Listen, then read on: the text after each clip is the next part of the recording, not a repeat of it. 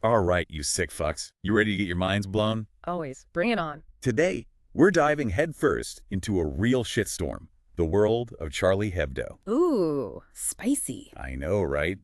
Now, you've probably heard of this French rag, but how much do you really know about the twisted history, the insane controversies, and the absolute tragedies they've been through? It's a wild ride, that's for sure. No kidding. We're going to strip away all the bullshit, get to the nitty-gritty, the blood and guts of it all. Let's get down to the meat of it. We'll uncover their origins, explore those infamous cartoons, and try to wrap our heads around the impact of all the shit they've endured. It's a story you won't soon forget. Buckle up, buttercups, because this deep dive is going to be a bumpy one. Okay, let's do it. Where do we start?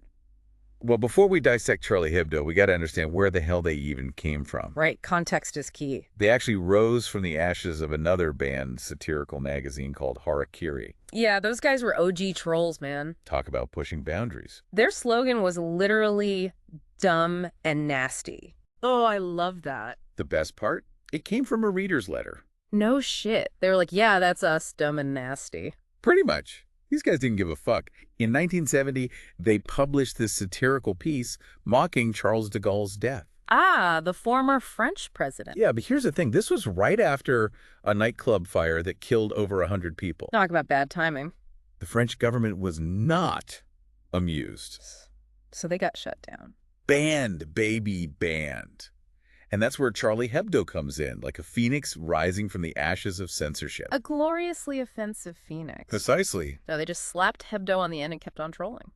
Not quite. The name's a little deeper than that. Charlie is a nod to Charlie Brown, from Peanuts. Oh, right. Like, good grief, we're banned again. Exactly. But get this. It's also a play on Charles de Gaulle's name.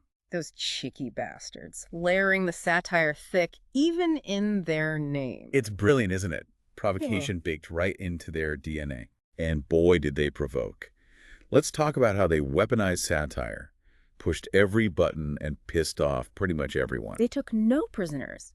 Politicians, religious figures, nobody was safe. Equal opportunity offenders, I respect that. They went after sacred cows with a bazooka. Like, remember the 2006 Muhammad cartoon controversy? Oh yeah, things got real heated with that one. It all started with that Danish newspaper, Jyllands-Posten, that published those cartoons of Muhammad. And then Charlie Hebdo, being Charlie Hebdo, decided to republish them. Not only that, they added their own spicy takes to the mix. Oh, I remember that cover. Yeah. The one with Muhammad crying and saying, "It's hard being loved by jerks." That's the one. It was like the throwing gasoline on a fire. Total chaos. Yeah. Legal battles, death threats, the whole 9 yards. But also a ton of support from people defending free speech. It really cemented their reputation as fearless satirists. They were willing to die on that hill.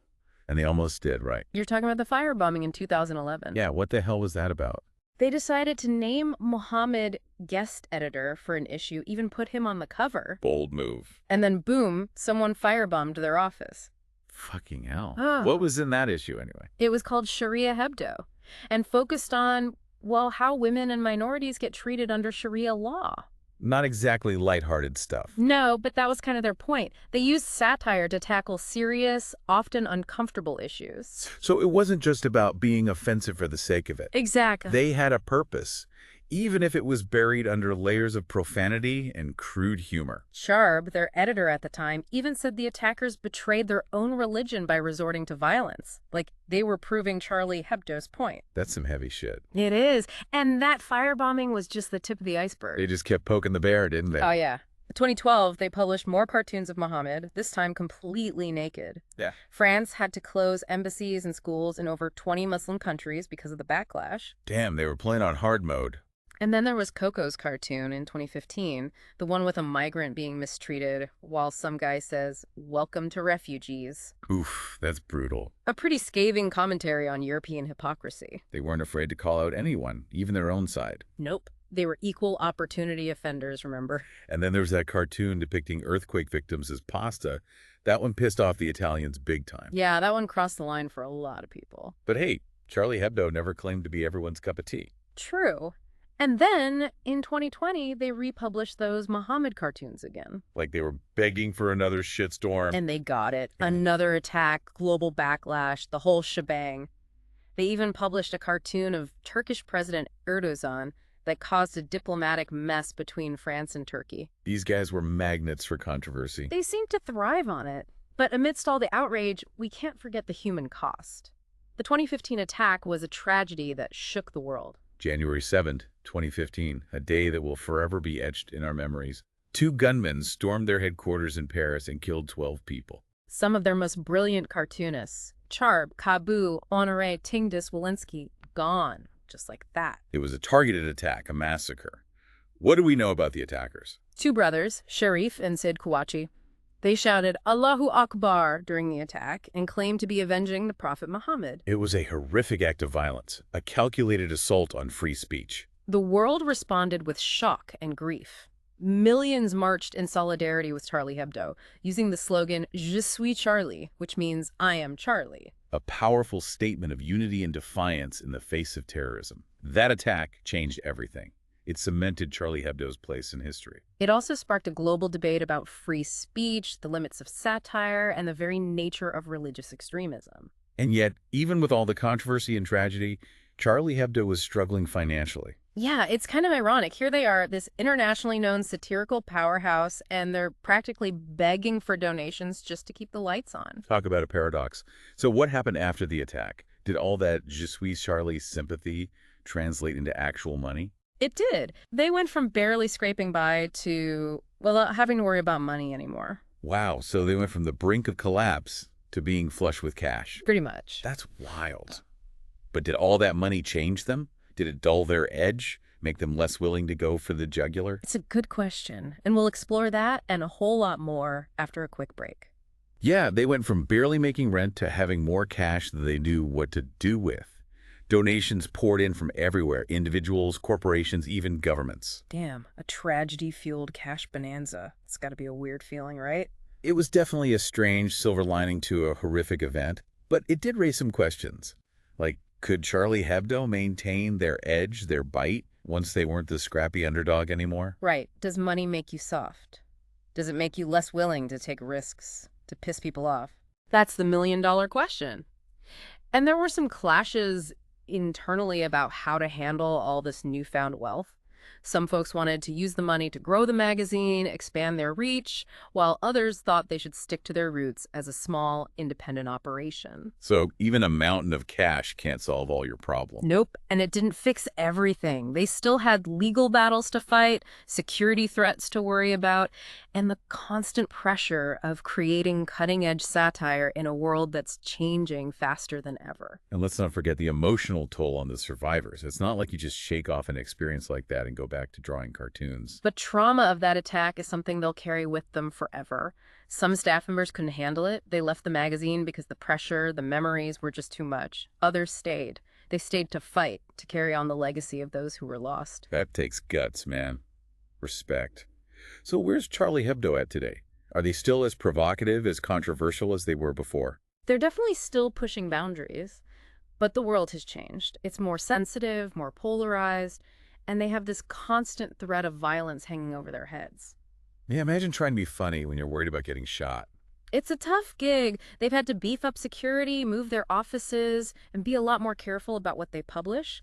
But they've also made it clear they won't be silenced.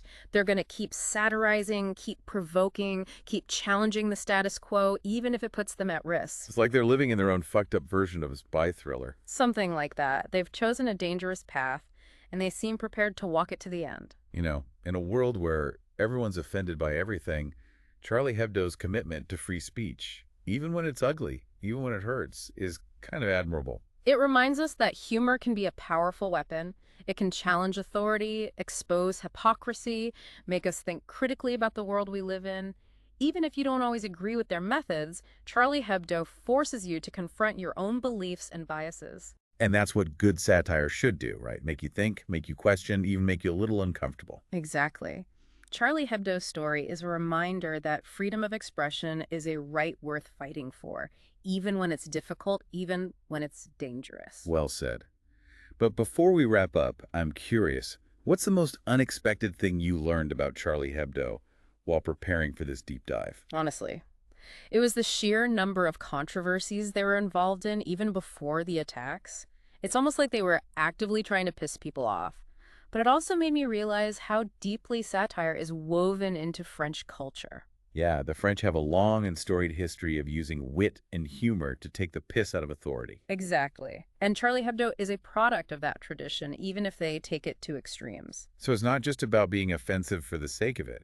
It's about carrying on a legacy of challenging power, no matter the cost. Right. And those principles, freedom of expression, the right to criticize, are worth defending, even when it gets messy, even when it hurts. All right, folks, we've spent the last hour or so wading through the muck and mire of Charlie Hebdo's world. We've explored their history, their controversies, their triumphs, and their tragedies. It's a story that makes you think, that makes you question, that makes you uncomfortable. And that's a good thing. Damn right. So, we'll leave you with this thought. In a world that's so obsessed with being politically correct, with not offending anyone, is there still room for truly provocative, no-holds-barred satire? Or have we become too sensitive, too afraid to face the truth, even when it's coated in humor? Think about it. And until next time, stay curious, stay informed, and stay dangerous. It did. It really did. They went from like barely keeping the lights on to having more money than they could shake a stick at. Donations came flooding in from every direction. Individuals, corporations, you name it. Even some governments coughed up some cash. Damn, talk about a fuck-up windfall. Tragedy turned into a cash cow, huh? Must have been a bizarre feeling. It was kind of surreal, you know? A fucked up silver lining to a horrible event, yeah. But it definitely raised questions. Could Charlie Hebdo keep their edge, their balls, you know, once they weren't scrapping by anymore? Yeah. Does money soften you up? Does it make you think twice about taking risks, about going for the jugular, about pissing people off? That's the big question, isn't it? Oh. And there were definitely clashes within the magazine about how to handle all that cash. Some folks were gung-ho about using it to expand the operation, reach a wider audience, all that jazz. Others thought they should stick to their roots, stay small, independent, keep it raw. So even a mountain of cash can't solve all your problems, huh? Who knew? Yeah, no, it wasn't a magic bullet. They still had lawsuits breathing down their necks, security threats to worry about, and the constant pressure cooker of having to produce cutting-edge satire in a world that's changing faster than a goddamn chameleon on a disco ball. And let's not forget the elephant in the room, the emotional toll on the survivors. It's not like you just dust yourself off and get back to drawing dicks and fart jokes after something like that. Yeah, absolutely. The trauma of that attack, that's something that stays with you, you know? It's a shadow that follows you. Some folks just couldn't hack it, couldn't handle the pressure, the memories. They walked away from the magazine. Others, though, they dug in. They chose to fight to keep the spirit of those they lost alive. That takes serious balls, man. Mad respect. So where do things stand today? Is Charlie Hebdo still as provocative, as controversial, as balls out as they used to be? They're still pushing buttons, that's for sure. Yeah. But the world has shifted, hasn't it? It's more sensitive, more easily offended, more polarized. And they have this constant specter of violence hanging over their heads. Yeah, imagine trying to be funny when you're worried about someone coming after you with an AK. It's got to weigh on you, no doubt. They've had to tighten security, relocate their offices, and be way more careful about what they choose to publish. But they've also made it crystal clear that they will not be silenced. They're going to keep satirizing, keep provoking, keep challenging the powers that be, even if it puts them in the crosshairs. Talk about a commitment to your craft, huh? It's almost like they're living out some kind of twisted action movie, only with real bullets and real consequences. You know, for all the shit they've gotten, for being offensive, for being crude, for pushing the boundaries of good taste, there's something kind of admirable about their unwavering commitment to free speech, even when it's ugly, even when it hurts. It reminds us that humor, even the dark, uncomfortable kind, can be a powerful tool. It can hold a mirror up to authority, expose hypocrisy, make us think critically about the world around us. Even if you don't agree with their approach, their methods, Charlie Hebdo forces you to look inward, to confront your own beliefs, your own biases, your own comfort zones. And isn't that what good satire is all about? Making you think, making you question, making you squirm a little bit in your seat. Precisely. Charlie Hebdo's story, it's messy, it's tragic, it's full of contradictions, but it's a powerful reminder that freedom of expression, the right to speak your mind, to challenge the status quo, those are rights worth fighting for, even when it's difficult, even when it's dangerous. Well said. So there you have it, folks. We've waded through the muck, the controversy, the brilliance, the tragedy that is Charlie Hebdo. We've explored their history, their battles, their triumphs, and their losses. And now, we'll leave you with this. In a world that's increasingly obsessed with playing it safe, with not offending anyone, Is there still room for truly provocative, take-no-prisoner satire? Or have we become too sensitive, too afraid, too eager to please, to handle the raw, unvarnished truth even when it's delivered with a wink and a smile? Think about it. And until next time, stay curious, stay informed, and stay dangerous.